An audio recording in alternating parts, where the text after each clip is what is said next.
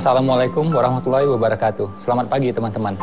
Pagi ini kita akan membahas tentang dahsyatnya duha.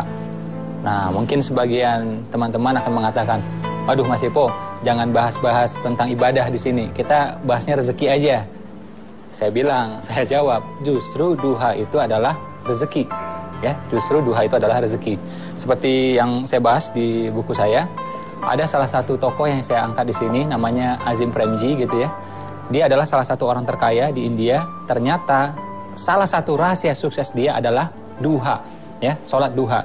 Dia mengatakan, jadi sesiapa yang berduha, maka dialah orang yang paling dekat dengan kemenangan.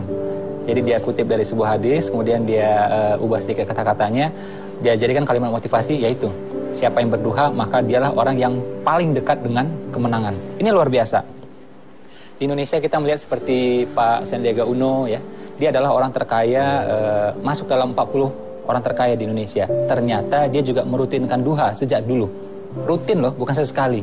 Dan kita lihat lagi di Indonesia, ada lagi contoh-contoh yang lain ya. Seperti pemilik Semerbak Coffee, namanya Pak Iwan Agustian. Itu ratusan cabang di Indonesia.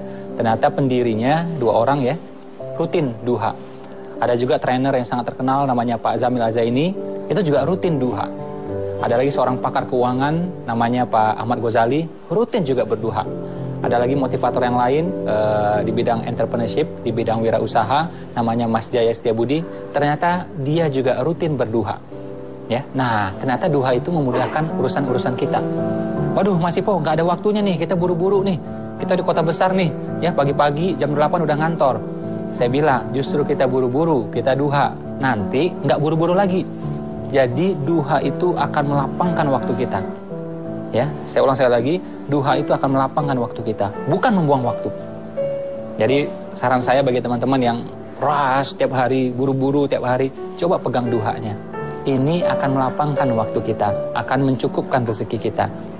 Saya teringat dulu ya, ketika saya pengen jodoh lah, ya, wah menarik nih ya. Jadi ketika saya pengen jodoh waktu itu, saya pengen jodoh saya, calon istri saya, orang yang merutinkan duha. Nah, jadi saya mikirnya dibalik aja. Kalau saya pengen jodoh saya seperti itu, apakah saya seperti itu? Ternyata saya kadang duha, kadang tidak. Nah, akhirnya saya mulai merutinkan. Saya mulai merutinkan dan saya mulai meningkatkan waktu itu. Ini subhanallah, hanya berapa bulan setelah itu, saya ketemu tuh dengan dia. Ketemu dengan dia. Jadi, ketemu kita beneran. Saya duha, dia juga duha, ketemu. Walaupun kita sebelumnya tidak pernah bertemu. Dan gak pakai lama setelah itu kita langsung menikah waktu itu. Jadi duha ini benar-benar rezeki, bukan semata-mata materi, bahkan juga bisa waktu, bisa jadi juga kemudahan urusan, bisa juga jodoh, kayak kasus saya tadi gitu.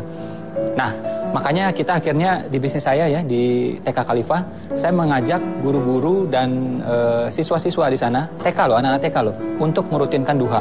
Jadi sebelum mulai aktivitas gitu ya, mereka wudhu dulu, kemudian duha. Ini luar biasa. Begitu dia wudhu, ternyata anak-anak itu tenang. Karena anak-anak tuh biasanya kan ini nih, ya biasalah anak kecil ya, heboh gitu. Nah, itu tandanya sehat. Nah, cuma mau belajar ini kan perlu tenang. Karena itu dia wudhu dulu, kemudian dia duha. Efeknya tenang luar biasa. Semenjak ya, jadi ketika waktu itu saya minta seluruh tim saya berduha waktu itu di TK Khalifah, itu TK kita langsung pertumbuhannya luar biasa. Jadi dari 4 cabang langsung naik 15 cabang, terus naik lagi sampai 70-an cabang di seluruh Indonesia. Nah akhirnya tanpa saya minta pun, akhirnya seluruh tim sekarang ya alhamdulillah rutin berduha. Jadi orang-orang di rumah ya, seperti yang bantu-bantu di rumah, yang mengasuh anak saya, sampai juga yang bawa mobil saya, itu rutin juga berduha, alhamdulillah. Jadi duha itu akan mencukupkan waktu kita. Duha itu akan melapangkan rezeki kita. Pernah juga saya kejadian ketika ketemu masalah-masalah yang berat gitu ya. Jadi udah tahu nih, siang bakal ketemu masalah yang berat. Ya udah, kita beli dulu, tanda petik gitu ya. Kita beli dulu tuh masalah dengan duha. Kita duha paginya, kita berdoa, dan mudah-mudahan akan dilancarkan, dimudahkan. Dan beneran itu terjadi.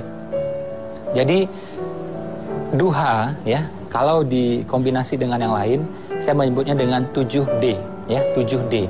Ini adalah rezeki yang luar biasa. Apa tadi? 7D. Apa saja 7D tersebut? Pertama, duha. Kedua, doa. Ya. Terus apa lagi? Dagang. Ya. Nah, dagang ini penting nih. Rezeki nih. Terus apa lagi? Derma. Ya, derma. Terus apa lagi? zikir. Nah, ini udah 5D nih.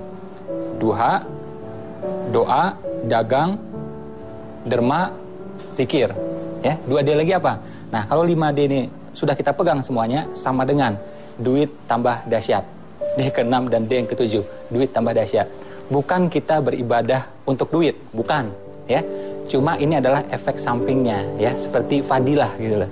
Jadi efek sampingnya. Jadi dimudahkan duitnya dan mudah-mudahan dahsyat juga.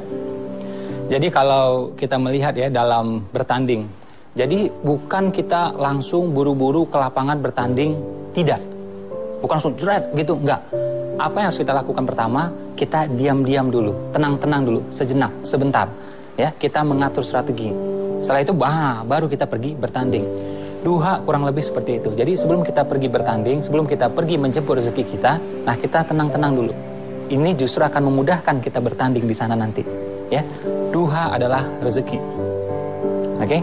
Kita udah lihat tadi contohnya ya, di India ada Azim Premji, salah satu orang terkaya di India. Di Indonesia ada Pak Sandiaga Uno, itu juga teman-teman motivator yang lainnya, pengusaha-pengusaha yang lainnya. Dan mereka telah membuktikan bagaimana duha itu melapangkan waktu, bukan membuang waktu. Ya, bukan mengurangi rezeki, justru akan melapangkan rezeki. Jadi saran saya teman-teman rutinkan. Kalau belum bisa banyak, dikit dulu, mungkin dua rakaat dulu. Jadi gini loh, duhanya mungkin 2 rakaat, tapi keyakinannya mesti 100%. Jangan sampai ya, kita duha sampai 8 rakaat, ya bagus gitu. Tapi jangan sampai 8 rakaat, tapi keyakinannya 0. Jadi duha ini kurang bekerja dia. Ya, kurang bekerja dia. Nah, jadi pastikan keyakinan 100% semuanya.